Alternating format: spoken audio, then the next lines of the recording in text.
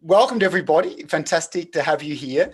The next hour is probably going to be the best hour of your whole life. All right. We promise you that it's going to be very entertaining. It's going to be very interactive. And we're sure it's going to be useful for you as well. Why don't we start with some intros? Adam Hansen, why don't you introduce yourself to everybody? Hi, my name's Adam Hansen. I'm a former cyclist, now retired, and I'm going to keep it short, so that's it. All right, that was short but sweet, Adam. You've got to mention the 20 consecutive grand tours and the fact you're an entrepreneur and stuff like that, but I think most people on the call will be aware of that. Bernard, would you like to intro yourself? Yeah, well, most of you guys might not know me personally, so it will be a little longer. I was a pro soccer player 35 kilos and 35 years ago. For 25 years, I owned the International Cycling Development Center, the Cycling Center in Belgium. I also owned the continental team, Team 3M. Now, and I work for about 1,000 cyclists from 34 countries and all continents. Today, I'm a licensed executive coach. I mentor lots of master students and young entrepreneurs, and I try to inspire people by public speaking and being a vlogger. Excellent. Okay, thanks, Bernard. And my name's Jamie Anderson. I'm Australian, but living in Belgium. I was a cyclist as a young guy. I raced national, state and national level in my teens, but then I moved on to become an academic, and now I work as a leadership professor at Antwerp Management School.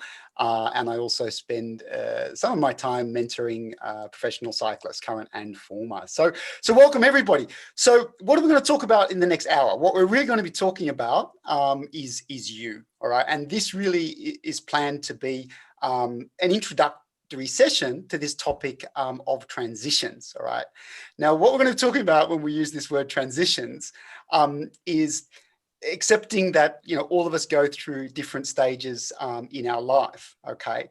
And as the, great Eddie Merckx once said, that for many professional athletes, not just cyclists, of course, because on this call, we also have some professional triathletes, that retirement or that transition from going from being a pro athlete to post competition can be absolutely traumatic, all right?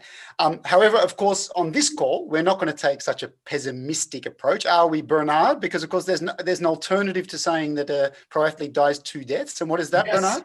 Yes, there is. Well, Jens Voigt said one time, you can't retire from being great. So I think this is a better one to talk about the transition. Absolutely. So what we're really going to be talking about is you, right? And the idea that you as a professional athlete have had incredible determination, you've had a work ethic, you've had the ability to set goals and really have drive, all right? So what you've actually done is you've been a star, okay? Now, whether you're in the early stage of your career, mid-stage, late stage, or even you're already moving into that phase of retirement, okay? It's about how do you be a star, not just as an athlete, but throughout your life, all right? So why don't we jump in? Bernard, I mean, why don't we get started with the topic of transitions? Well, yes, we can do that. Transitions, I think everybody will go through transitions in his life, but for a lot of, let's say, successful athletes, that's something that gets a little bit under the surface because they are, for a big part of their life, they are so focused on getting their goals that, they are not thinking so much about that they are in transitions. So that might be a topic that we really need to talk about today. Yeah. So, something interesting here, and again, I've been a professor for a while, so of course I'm interested in also the studies and the literature on this stuff. And actually, it's pretty well understood that all of you as athletes or former professional athletes, went through, in a way, some pretty predictable phases, in your life. And here on this slide, we show some of those from the research, actually, that map out this career transition. But the interesting thing here is that if you think about these transitions, it's a phase in your life as a human being. Although a lot of the emphasis here, obviously, is on initially making it as an elite or professional athlete, then becoming established as a professional athlete. And in many ways, that poses a challenge, right? Because on one hand, you have to be 100% focused on making it as an athlete, on progressing through these phases. But on the other hand, of course, and what we're going to be talking about is the fact that you also need to be realizing that this will be just a phase in your life, and that when you do retire, if you retire in your mid-30s, maybe even 40s, we've got Matt Heyman on the call with us today, who retired his early 40s, Sven Tuft as well, you still have a very big part of your life left, okay? However, what we also realize is there are some myths or assumptions around why maybe I shouldn't be thinking about this stuff. Adam, why don't you talk to us a little bit about some of those myths and assumptions, because you were in the pro peloton for a long time. What are some of the myths or assumptions that maybe prevent people or hold people back from investing in themselves or thinking about life beyond the bike early on? Oh, for sure. What I saw with myself is that, you know, a lot of people think you don't have time as a cyclist, you know, training camps, there's so much time you're laying on the bed. And the races, you spend so much time also laying on the bed in the hotel room. And, you know, you have rest days during out the week, and you actually have a lot of free time to, you know, explore different things that you're passionate about or thinking about life after cycling. And I know, and I really want to stress about this one point is like, when I room with a roommate, what I see of what happens a lot is, you know, they're reading the cycling news over and over and over, and they'll look at the news like 4 or 5 times before bedtime. And it doesn't change. If you watch it, you know, just before you go to bed, you've read everything before. And it's just to invest just a little bit. You know, it can be 20 minutes or 30 minutes a day. You can gain so much knowledge in an area that'll help so much more after your career.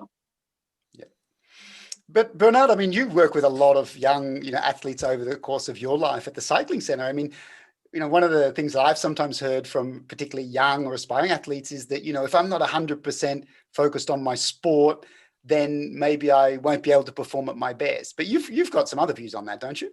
Well, obviously I have other views on it, but it's right that they think that they need to focus every day 100% on their cycling. And then for me, it was like, well, you can't be focused 24/7. So you need to defocus, and maybe some of those hours where you try not to think about your next race can be worthful if you just think about your future in 10 years, or you might learn a language or something like that. And so you're right about the fact that too many guys are thinking that they need to focus 24/7.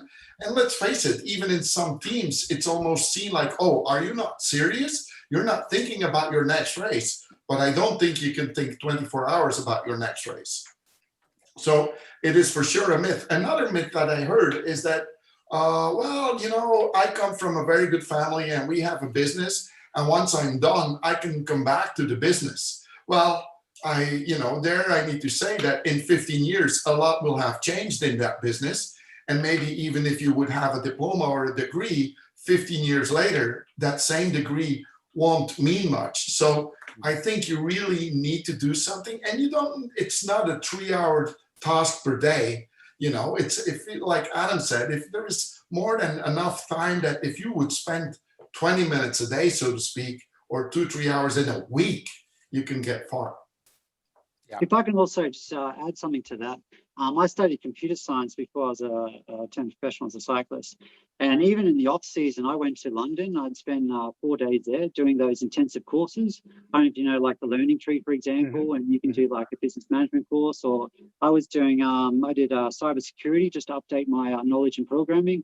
I did programming for Android, which is another one. And these can be actually used as electives for university in the future. And that was just like in the off season, we have, 3 weeks or 4 weeks where we have free time. And I'd just spend 4 days, go to London, be in a hotel by myself, and every day studying at the Learning Tree, just to get some better education. And because like Bernard said, what you study, like especially computer science, what I studied, 15 years ago was totally out of date. So I was just trying to always tap it up, and making sure that my knowledge is up to date. Yeah. And I think there is another important view because let's face it, cycling is a dangerous sport. So if you're not preparing for later and you don't have anything to fall back on in worst case scenario, then my saying was always, then you're just one crash away from a job at McDonald's, meaning there is not much choice. But if you really count that in and you work on your future, then maybe a bad crash might not be the end of your life, so to speak. Yeah. And I think that is important. And it gives rest as well, that there are other things. Yeah. Look, I think there's a really important point here too. Like, Adam, you mentioned that, you did, study, you went to university before you became pro, but, a lot of people don't, I've got good friends, some of them even on this call who, they were so passionate in that sort of initiation phase, or that development phase. Just all they wanted to do as a teenager was to become a professional athlete.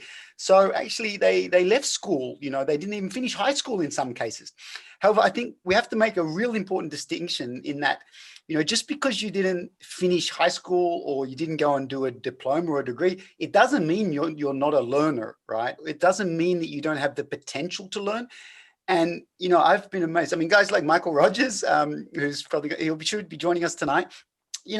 Michael didn't go on to study at university, but he's an incredible curious person. And what he's done throughout his professional career, and certainly now post-career, is he's continued to invest in this lifelong learning. I mean, Bernard, do you want to say something about that? Because I think that's something you're very passionate about. Well, definitely, because for a lot of cyclists were that way. They were riding their bikes since they were 12 years old, for sure, when you're from Belgium. And then the only thing you think about is riding your bike. So they even leave school, but then later they start feeling some sort of guilty because they didn't like school. But there are a lot of people that become successful in their life that when they were in their teens did not like school because they did not like that system. But as you said, that doesn't mean that you can't be a good learner. Yeah. And there we will come to the topic of your talents and your passions, where when it comes into that, then you want to learn. So there is a moment that you really need to figure out what you really get warm about, and you will learn about those things, but maybe not in the school as it was. But that does not need to be a point of like, well, I can't get over that. But since a lot of cyclists have that and they talk with each other, they think it's a disease in cycling, but it is not. It is from everywhere. Yeah. But I think it's a super important point, and the point here is that, like, how do we put it? Like, you're never too old to go back to school. Well, we shouldn't say go back to, you're never too old to go back to learning, right? Some riders actually do decide to go back to formal study. I mean, Marcel Kittel, who we all know, right? I mean, he decided that the future in pro cycling was not for him, and he's returned to studying at university, actually, And again, it's very important for us to keep this in the context of, actually, like, most of us are going to live into our 90s, right?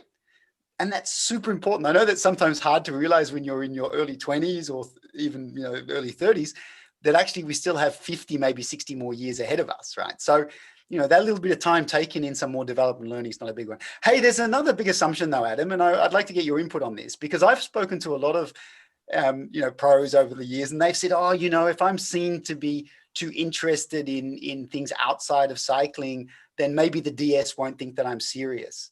How did you manage it? Because you were riding for teams, you were racing 20 grand tours, but at the same time, you were being an entrepreneur, investing in real estate and stuff like that. So how did you keep that perception of being a professional athlete while at the same time being an entrepreneur and learning stuff? Yeah, for me, like as Bernard said, you're just one crash away from working at McDonald's, and I used to work at McDonald's, so I knew what that, that was like. Sure. But yeah, so for me, it was always like, as Jamie said, life after cycling, if you retire mid-30s, you've got pretty much twice your life that you've just lived to go again. And it's a long time. You've got to earn money for the rest of your life. So for me, it was more like, okay, let's start a passive income as a source of income. And for me, it was like, okay, property, I really enjoy property. So I did a lot of investments in property and just try to create some passive income. So you could spend a bit of time into something at the start and then you get the rewards later. And, for this, if you're worried about the team, what they think, something like, especially property investment or some types of investments, it's only a small amount of energy you can put in and you get the rewards later. So you can do this in the off season, you can do this during breaks between races, and it's just a small amount of time. And once it starts, you can just walk away and the money will come in a passive income sense. So I didn't want to stress too much about what the team thought, because for me, the team's not going to be there when I retire, that's for sure. So, I really wanted to make sure that I have my future planned. Yeah. Great. I mean, what I've done actually over the last few weeks, Adam, is I've actually reached out and I've had conversation with 5 team principals or DSs, okay? And many of those team principals are the team principals of people on this session. And I was actually pretty amazed because what I wanted to do was validate the assumptions. So I interviewed people and I spoke to a guy called Karlstrom, a guy called White, a few different people. And they actually said, no, we think it's really important for our riders to be thinking about life after the sport, to be investing in developing themselves, and also in having some downtime, from 100% focus on the sport. So, the message that I received from them was, listen, as long as that athlete is committed to their training, committed to the team, delivering results when we need to deliver them, we've got no problem whatsoever with them having other interests. In fact, we think it reflects positively on them, that they have this drive and motivation. So, I think maybe sometimes it's necessary to challenge those assumptions. Okay. Any last words from you on this one, Bernard? Because I guess it also depends a lot on the individual, right? The individual character, the individual motivations. Obviously, it is for every individual different. But what you were saying about the free time is so right. And also, even in businesses now, in corporations, they start to understand that it is very good to stimulate all their employees to have a hobby so that they can focus better when they are at the job by focusing for their hobby when they're off the job. So why would a cyclist not be given a hobby? And it's already more difficult for every cyclist to have a lot of hobbies because you're traveling all over the world all the time. So you need already something more specific, something that most probably is done with your computer. So then learning something might be one of the easiest distractions even to make even a better cyclist. Hey, well, hang on a second, Bernard, because I think we've got Mitch Docker on this call. Hey, Mitch, are you there? Can you activate your microphone for a second? I can, but I've caught myself out tonight, and I really wanted to be back in home in time. I'm about 2 minutes from home. I'm driving. I'm doing something very illegal right now. But, that's all right. I am listening. Can you give us just because you're a great example of somebody who's doing some awesome stuff beside your cycling, with life in the Peloton, your podcasting and stuff like that. So, can you just give us like a quick, 15 seconds input on how you think that is helping you as a rider, just to have this other interest there? Yeah, look, the only thing I would add to what Adam said, and also what you two have both touched on there, is it's actually something, and a lot of guys might realize this too, is it takes a lot of pressure off your performance, having something else going on in your mind. And what I've noticed myself is my performance actually started to get better when I was doing more things, weirdly. Everyone has this myth that, you got to give 100% to your performance to go better. That sounds true on paper, but all of a sudden, if you're occupying yourself off the bike, you sort of allow yourself to give 100% when you're actually riding, and then you switch off, and you sort of separate the two things. So when you're actually training and racing, it's much more intense. It's much more, you get much more done. And then also outside, apart from what you're developing with your other skills outside of it, you're sort of helping yourself release and separate the two worlds, which I found for me, there's no knowledge in this, but I found it just really worked well for me. Yeah, no, that's great to hear, Mitch. And also, it's been awesome for us, following your progress over the last few years to, in a way, see you, obviously you have terrific skills as a bike rider, but also it seems that you've discovered these amazing skills as an interviewer, orchestrating conversations with people, in a way, becoming a media person. So did you know you had those talents before you started, trying this stuff out? I didn't know that was going to happen. I think I just became very interested in, I think a little bit like Adam, I wasn't necessarily thinking about the financial side of things, but maybe I think I wasn't stimulated enough with cycling itself. Physically, of course I was, but mentally I wasn't. And just naturally, without thinking about it, I started searching for other things. I started searching to talk to other riders, and I guess I was just trying to, occupy my mind. And that just sort of led me to other areas. And once I started opening that book, I was like, oh, wow, this is awesome, because I got a chance to talk to other writers, and I got a chance to learn off other writers and learn from their mistakes, but also learn from the things they've done really well. Yeah. Cool. Hey, Mitch, thanks a lot. I guess you're almost home, so hopefully you'll join us again. I am home now, yeah. When you're there. Bernard, why don't we continue on this theme that Mitch has talked about, this sort of this difference between skills and talents, and realizing that as an athlete, you may have these other talents within you which go further than the bike or the sport that you're engaged in. We are all born with talents and skills. And maybe to make it clear for a lot of people, what is the difference? So a talent is something you feel a certain warmth for. So not necessarily are you very good in something and then say, oh, I have a talent. No, first you were just like the others, but you liked it more. You wanted to do more in it. So in a way, it goes parallel with a lot of skills. So, but because you like it so much, you really want to dig in deeper. So there is a difference between a talent and a skill. You can ride your bike as a skill, meaning you can stay up and you ride everywhere. You go to school with your bike, you do your groceries and stuff like that. That's riding with your bike as a skill. But you can discover it as a talent, as you like, oh, I would like to do some competition. And maybe I can do track, or maybe I can do mountain biking. Then it becomes a talent. Then a competence, that's where you start to train your skill. So, and then obviously you train your talent as well. But when it is in your talent zone, and only when it is in your talent zone, it can become a passion. And what is the passion? The passion comes from the word patio, which is pain. That means that in order to make yourself feel happy to do more of it in your talent zone, you can endure pain more than somebody that just had a skill. This guy will say, well, I won't have pain to do that. It's just something. So that's a big difference. And the thing is, when guys start to ride their bike, they start to focus so much on just the talent that comes with riding their bike that they think this is the only talent they can have. But as Mitch could discover, he discovered that talking with other people and learning, he said 3-4 times the word learning. So he has a talent to learn, and he could then, with his other talents and skills, he could learn to become a good interviewer and do more of that stuff.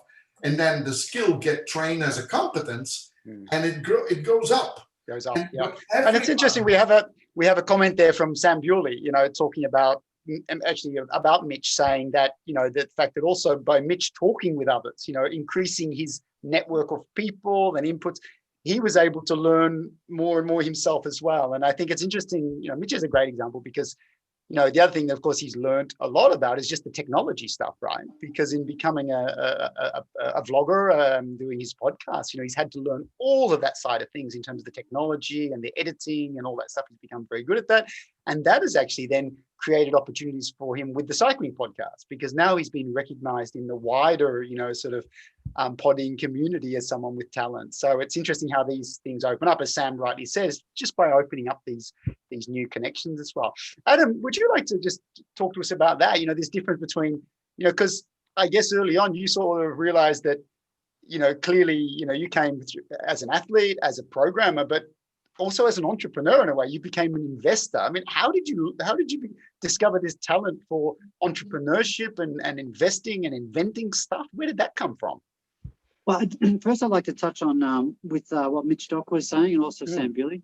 The important thing, especially what Mitch has done, he's done it mid-career. So, we all have dreams, skills, and talents, and we know where we want to go, but that doesn't necessarily mean that's what you're going to be good at. And the good thing about what Mitch has done, and okay, he's probably a bad example because he's doing very well at that, but I've had teammates in HCC back in the olden days, before they were retiring, they had their dream job afterwards, and they actually started it during their career and actually have failed during their career. And this is actually a very important thing, because this particular rider invested a lot of money into this business opportunity he wanted to do, and it was good how it failed during his career, So he was able to still make some money in cycling and not actually have that failure after retirement. Because if you have the failure after retirement and you've got to get the money back somehow, then that's going to be a huge price to pay. So Mitch has done it in a good way, because it's actually very good.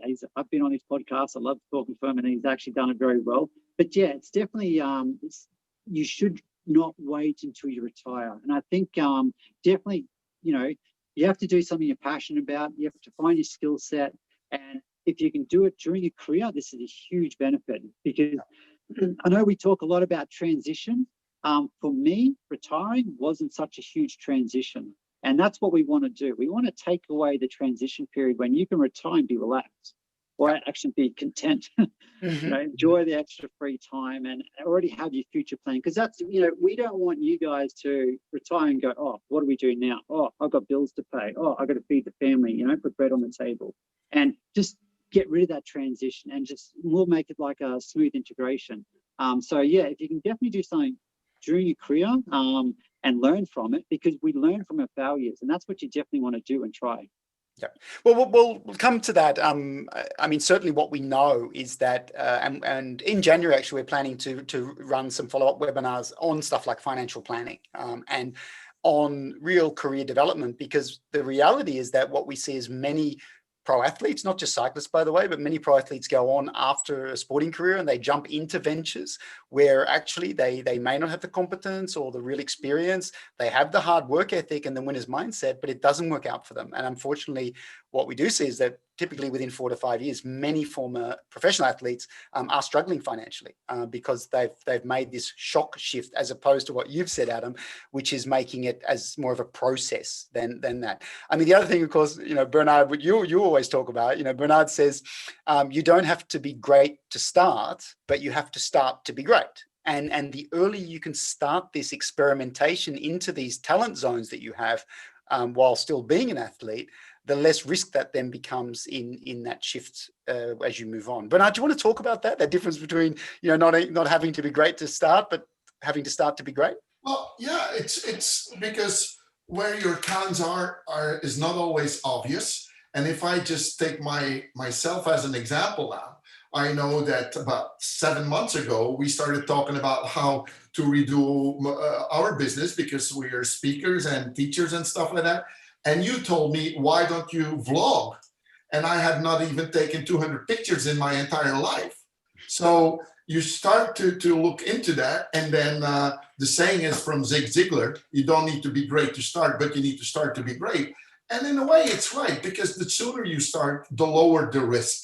And you don't want to make big steps right away. So you can't big mistakes in the beginning. But you do something. And for me, I liked it, so I continued.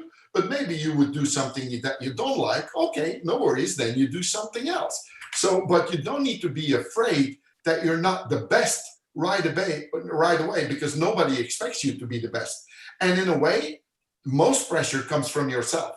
So that's why I'm saying, you don't need to be great. So take it easy, just try. In a way, that's what Mitch Dogger did as well. And most of you, I think, Alan, you started also with little steps, and then some things worked out better, and sometimes some things you felt more really close to you, and those things grew, isn't it? Or yeah. Hey, look, I'm looking at the chat box. We'd love to have your feedback, folks, because like we're talking here and we had Mitch come in, and we'd like to invite some of you others to come in. So if you do have a comment, a question, just give us some feedback, folks. Use the little chat box there, okay? I'm going to look at the chat box, not the Q&A box. I'm not so good at multitasking, but it'd be great. How are we doing? Are you enjoying the session?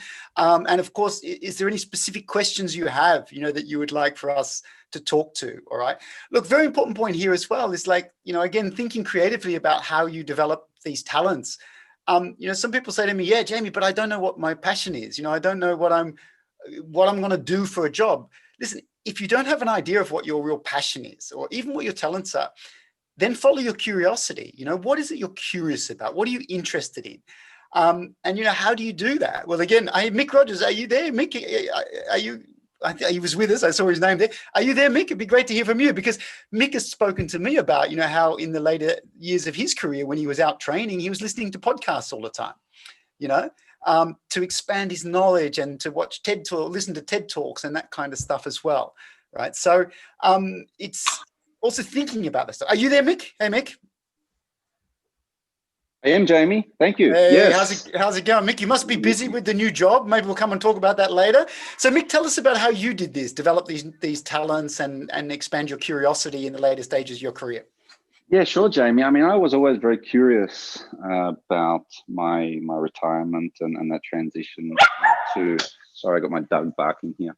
I was very curious, but I discovered Audible in the last couple of years of my career. And as I did all my intense training sessions, normally on my own, I would just throw in an audio book and could knock out 4, 5, 6 hours, and that's half of a good quality business audio book. So I picked up on a lot of tips, and at least were able to understand the language, and I guess they fueled that next round of conversations that I could have with you and other people that were much smarter than I am. Yeah.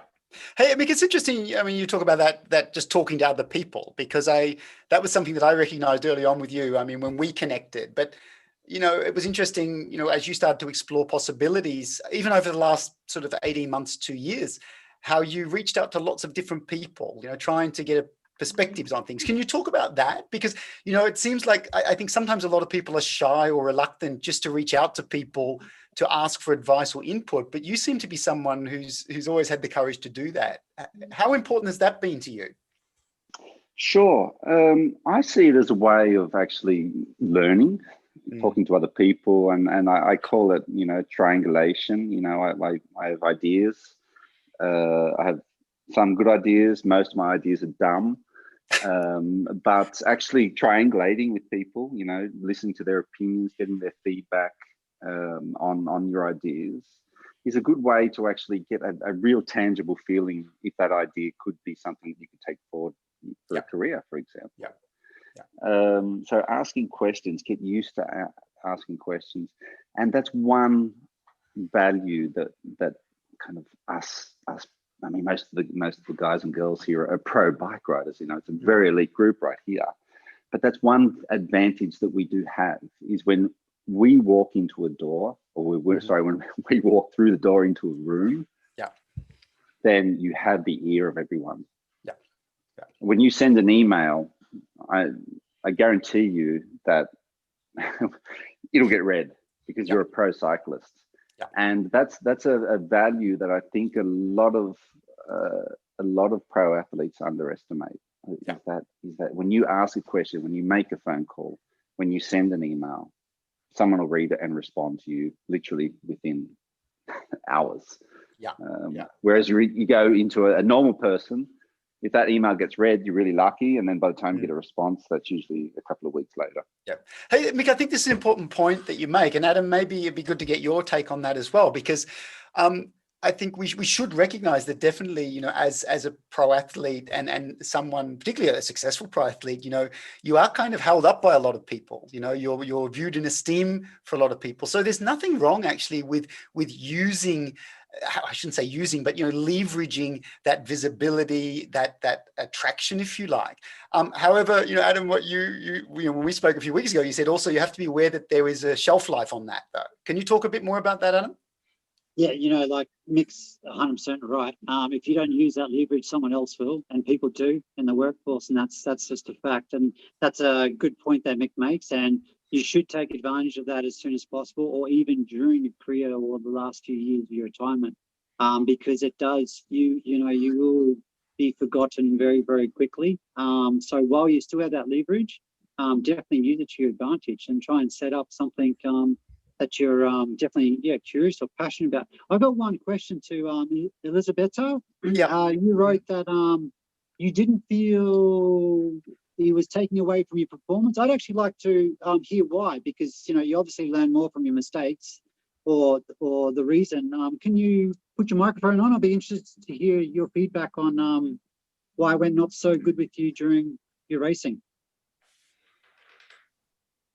Hi Adam. Hi Jamie. Hi Hope. Hey, Thank Elizabeth. you. Hey, Hi Jamie. hey, before Elizabeth starts, a huge congratulations, because Oh, last thank week, you. Elizabeth finished top 10 in the World Women's Triathlon Championship in the US. Congratulations. Yeah, so Thank awesome. you. Thank Awesome to you. have you here, Elizabeth. So tell us more about this, Elizabeth, because you were juggling, your physical education degree, your sport. Yeah, I think it's very difficult for me trying to do two things at the same time. And I feel like the time that I have to rest after the session, which are obviously a lot of sessions because I'm a triathlete, so I try to fit at least 3 sessions a day, and then that time to rest is actually not a lot. But I wanted to do something more and trying to have a little bit of an income, because as a triathlete I don't have a salary, so I have to do something else. And then I said, okay, I will try to use this degree that I have and try to make it work. But actually, when I have something else to do which requires a lot of commitment, because as an athlete, as a coach, I also have a lot of expectations. And then I wanted not only to send a program to my athletes, but I wanted also to see them and do some sessions with them. And when I tried to make it work, it became very difficult. And I thought, oh no, at this moment I should rest. I shouldn't be here doing again, even if it's just a 30-minute run with the athlete, only the warming up or something. I always have in my mind, now I should rest. I shouldn't be doing this. And but on the other hand, and I have to agree with you, there was nothing wrong on my performance. I never had a performance that was not as I expected because of that. I think it's really mentally, and as you said at the beginning, it depends on the individual. And I also have to say that I'm a professional now 3 years, and it all looks so exciting and so new to me. So I think, yeah, I'm really early to retire, but so maybe that is also the reason why I'm not thinking ahead like that. Yeah, Elizabeth, but I think this is also, I mean, clearly, it's finding that fine balance. And I think this is where, when we hear from someone like Mitch has actually been able to find a groove, if you like, which is work, which is interesting for him, develops his skills, but fits very much with his training and racing demands. And that is the challenge. It is the challenge, and something to explore. I mean, Sam Bewley also talks about, how do you combine, curiosity with skill set, and how to find that direction. The question there then becomes, and again, I think, maybe we can bring Mick Rogers back into the conversation, because clearly Mick was, multiple world time trial champion, very skilled in terms of training, aerodynamics, all of those aspects. But, when I got to know Mick, we started to understand and appreciate that he was also really curious about innovation, about the future direction of the sport, about computing and software and technology. So, what then Mick spent a lot of time thinking about was, how does he bring that together? His passion for the sport, but then also his passion for these areas. I mean, Mick, can you just say a few words about that? How you went on that journey to discover this overlap between skills and curiosity and talents? Yeah, sure, Jamie. Yeah, I mean, I think you mentioned it before, and I did as well. I've always been quite curious about cycling, and I mean, cycling is my passion. But I mean, as Adam knows, we were teammates many years ago.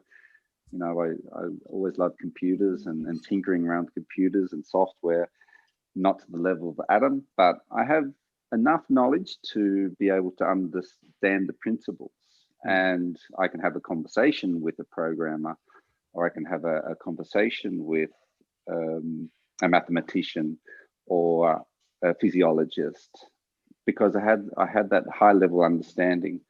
And being able to connect the dots between all those, all of a sudden you're able to see things that maybe someone in an office on a chair, in a 9-to-5 job, just isn't able to see. So connecting the dots for me is really, really important, and being able to jump between the various subjects within the sport.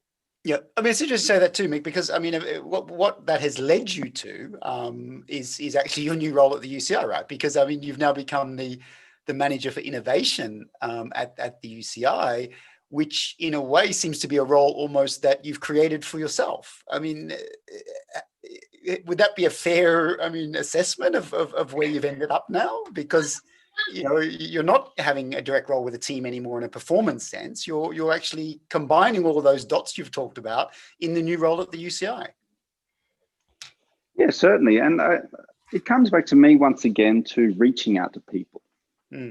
Because if they don't know that you're available and you have a particular skill, then they're not going to know that to offer you a job. Or I tell you how my relationship with the UCI started. I made a presentation to the UCI about 2 years ago on my thoughts on the future of esports and cycling esports. And purely based off that, then when a position became available, then they knew that I was knowledgeable about that area. So of course I was the first person they rang. So that's why it's really important to keep talking to people, talk to people outside of professional cycling. I always had the aim, you know, to surround myself with people that were smarter than me, and because that's when you learn. There's the old saying: you're the average of the 5 people you hang around most. Right. So if you're hanging down the bar with Barney and Homer, I mean, you're going to turn into, you know, Barney and Homer. But if you hang around with, you know, people that have different views or are smarter or perform better in public speaking than you do, or are great investors, or to name a few, then you're automatically becoming smarter. Yeah. Hey, Mick, thanks a lot for that. I mean, your journey's been an inspiration. I think we'd love to have you back on a future webinar to talk a little bit more about, you know, how that journey shaped up for you. Bernard, I mean, it'd be great for you just maybe to talk to us about this slide, because I think what we've been sort of talking about in a way is the right way to do it, you know, looking at retirement, sorry, not retirement, but looking at these life phases more as a process than just an event, you know, going into retirement. Can you maybe just talk to us and to summarize sort of what we've covered here? And particularly, I think what we've also been hearing here about this importance of seeing yourself not purely as an athlete, but as a person. Yeah. Well, at the end of the day, then it comes down to what is your purpose and what's your why? What do you want to do with your life, where cycling is a big part of it? So when we look at the slide and we see the traumatic side, that means that the only thing you're thinking about is riding your bike and trying to be as successful as you can in doing races. Where when we talk about the positive way, it is a way where cycling is a major part of your life in that time, but it is a part of your life. So you plan, you think about, why am I racing my bike? Obviously, you race your bike to win a race. When you come in the race, you're not thinking about your future. You're just thinking about winning or getting over that line first, or help your teammate to do so. So, but the plan is, what is this helping me with in my life? So that's your plan. You do it yourself, so it's voluntarily. When you are in that funnel of, I have to race, like a lot of Belgians have, after a while, you feel forced already from the beginning. So you will understand when you're forced, moments of burnout or something comes faster. Same with poor performance, because there is way too much pressure. And when you go back to the positive side, then you see you can set your own goals. You have a way more balanced athletic identity than just a strong specialized identity on your cycling. And not necessarily does your performance need to be different. In the other way around, I think like Alan and a lot of those guys are proving that they had high performances, because they could balance it. And then there is a very, very, very important one: support network. Because we need to understand, as a cyclist, as an athlete, you are in a way responsible for your performance. You are performing, but The result is success. And who is responsible for your success? In a way, your network. It's your network that will make your performance really great or just great. So those things are way better manageable if it is a part of your life. And like what Alan was saying already, when we talk about retirement, it's like, woo, an event where are we going to get through that? But if you live in a planned life, it is learning, transforming, relearning, unlearning, and you get so used to it that there is no fear with it anymore, because there is always something coming. But if you're just too focused on riding your bike, then just if you have an accident or all of a sudden a team is cut because there is no more money, then what? Then there is no other plan. And of course, not just riding your bike, because if you're Elisabetta, you're also swimming and running and doing everything as well. Yeah. And I'd love, look, Elisabetta, I'm not sure we also fully answered your question, but what I'd love to do, Elisabetta, is after this session, let's connect with each other. And I'd be very happy to talk to you more about how you can find possibilities, areas where you can channel your energy, your curiosity, and your talents, and maybe find areas to work which fit with, obviously, as a triathlete, a pretty intensive program. The other thing we should mention, it's wonderful to have Elisabetta on the call, is that the research actually shows that many female cyclists and professional athletes are actually better prepared for this transition than the guys are. And we've looked into that. We've interviewed on TCL many professional female athletes over the last months, and one thing that strikes us is that, for many of them, it is a more difficult path in a way to get a steady income. The predictability of the length of the career is less so. So we often see women are a bit more prepared for this than the guys are. Hey, listen, I think it'd be really interesting now. To Adam, because we interviewed you just a few weeks ago, and you were really able to give us some great practical tips on this process. And what you've said is really for us to think about this as a process as opposed to a retirement. I've got a slide actually that I put together based on that conversation, so I'll pull it up. But Adam, why don't you start talking to us about that? These kind of tips that you would offer people. And while you're doing that, I'll bring the slide up as well. So go ahead. Yeah. So, especially for me was, cycling wasn't, cycling is very important to me, but it wasn't everything in life. And I knew, I worked before, I had many jobs before as a cyclist, so I knew what the real world was like.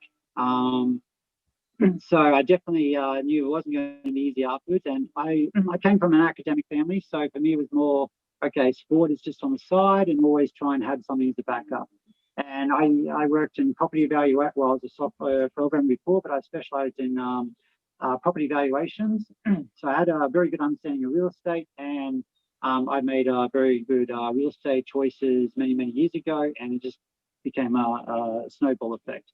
And for me, it was more passive income. And for the ones who don't know, passive income is when you sit there, do nothing, and money comes in. And you make money when you're sleeping, Adam. I think that's about as passive as you can get. But we are, as I said, we're going to come back and we're going to talk about specifically financial planning for all of you guys sometime in January. So yeah, please continue, Adam. Yeah, it's just more making wise choices, thinking things through. And I just want to really emphasize what Mick Rogers said. I say this to everyone: you are the average of the 5 people you hang out with. And Mick said in the terms of people like the way Mick was saying it is that's where the main point is, people that are really passionate, motivated, things like that. It's also in sport. If you hang around teammates who are really positive and they want to race and they, doing this type of training, then you actually do that type of training. And if you train with lazy athletes that want to train less, you actually tend to go that way. So Mick, I love that statement that Mick said. I always use it. And it's very important for after your career, and also networking. And as Mick also said, a lot of people don't know you're actually available for a job. And this is, you really got to put your head out there and show that you are available and that you're actually interested. And always never close doors. Never, ever close doors, because you might need that door again. So, it's definitely have very good networking. You're always the average of the 5 people I hang out with. And if you can do something on on a passive way, passive income, I would really, what I like to say to, and I know this is not a financial webinar, but it's more not how much money you make, it's how much you save. So during your career, don't waste your money, really don't. And you know, when you go away for a grant, I always say this, you don't pay for electricity for a month, you don't pay for food for a month, everything's done, and you basically get free money for a month, everything provided. And that's money you can just put into somewhere. Don't let money just sit in your bank, and just always think forwards, always think of the future, because like Bernard said, it's a long time when you retire until, you should have an extra 40 years of living afterwards. It's a long time, a real long time. Yeah, great. Bernard, it'd be good, I mean, for you to come in here as well, because I mean, you're of course not just mentoring and coaching professional athletes, you're coaching executives, you're coaching young high potentials. Anything you would add there to what Adam has said? Well, yeah, in a way, the transition thing, we're talking now about it as cyclists, and cyclists talk about it because they will have to retire. But it's, and they think it's a spectacular thing for them alone, but it's for everybody now, for sure now with COVID, and also with a world with changing jobs so fast. We need to learn that we need to continuously learn and save a little bit for later, as Adam is saying. So it is not necessarily only for cyclists, but since several cyclists can make some good money and there is some time, you should just use a little bit of it to secure what you want to do later. And you're not alone, but you have more opportunities than a lot of others. And it's much better now than 20 years ago, just because of the online opportunities you have. I mean, you guys are traveling a lot, but you have your computer with you. You have home some sort of with you. When I started the cycling center, that was in '94, the internet just started. Riders coming from Australia and from the US were writing love letters home. Just think what you can do now, what you couldn't do then. That's only in 25 years. So yeah, there's one thing I wanted to respond on the question from Sam Booley, where he said, does the different skill sets and stuff like that need to align? No, everybody is different. And you might be a very good bike racer where you're the guy with the pure power, but then in something else, you might be talented where you are the most refined person to do something. And it's something you need to discover. So not necessarily does it need to be, not even in the field right next to cycling. It can be something completely different. And I have seen that a lot with guys that just didn't make it. Then they made it in complete other fields. Guys that want to become cyclists that became orthopedic surgeons or pilots or whatever. It's just go and try. Yeah. Hey, I think this is a terrific point, Bernard. And also, by the way, you know, when Bernard, or when we use the term guys, we mean women as well, all right? Because, you know, that's as Australians, we include everybody. But you know, and that's something, you look, honestly, you know, like that's something we've been incredibly impressed with, you know, Bernard and I over the years is, you know, you folks have an incredible work ethic, right? I mean, the reason you've made it as professional athletes is because you have this incredible drive and energy and ability to set goals. So look, it's just channeling that energy with a bit more purpose, a bit more direction.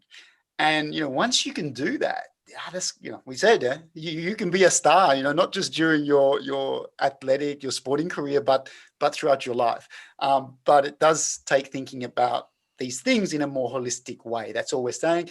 And when do you start that? You start that now. You know, whether you're in the early stages of your career, mid stages, or even if you're already into that now transition towards retirement, it's thinking about where do you really want to be a few years down the line.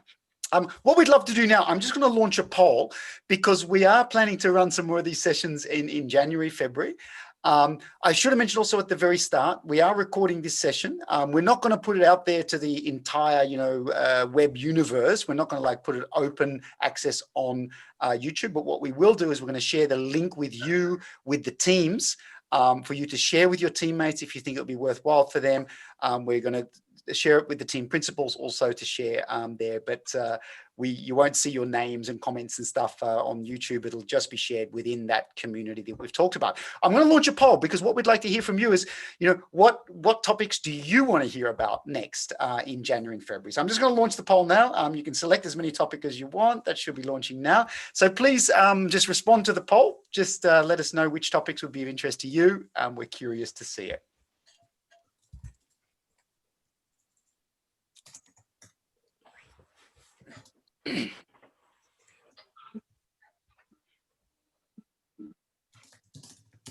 I'm glad Sam Bewley thinks he could be an orthopedic surgeon in 15 years. Sam, anything's possible in 15 years, mate.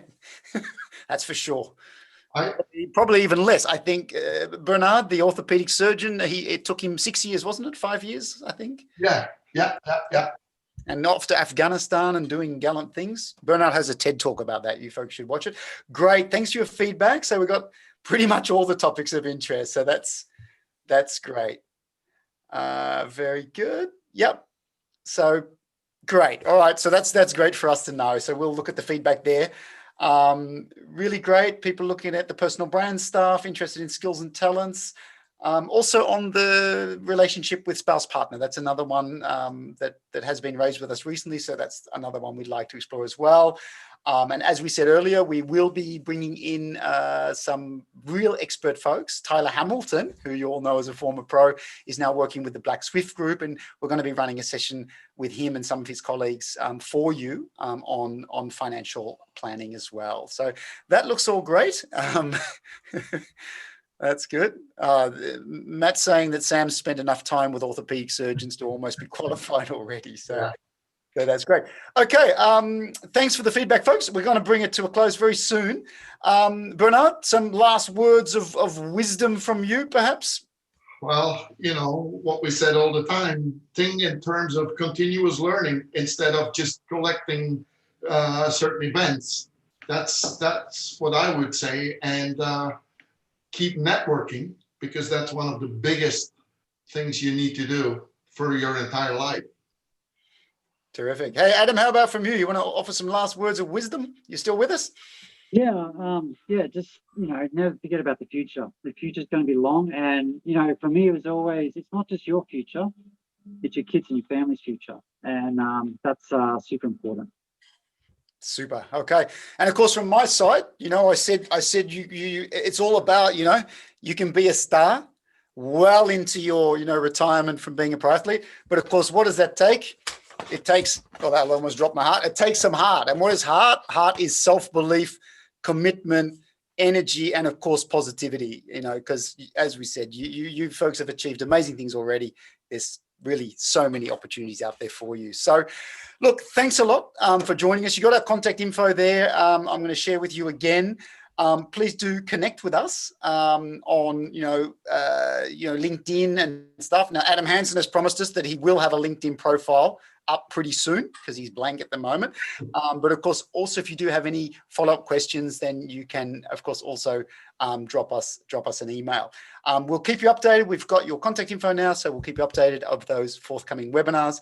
Last request we have now is just please do give us some last few words of feedback in the chat box, how you found the session, what was most interesting for you.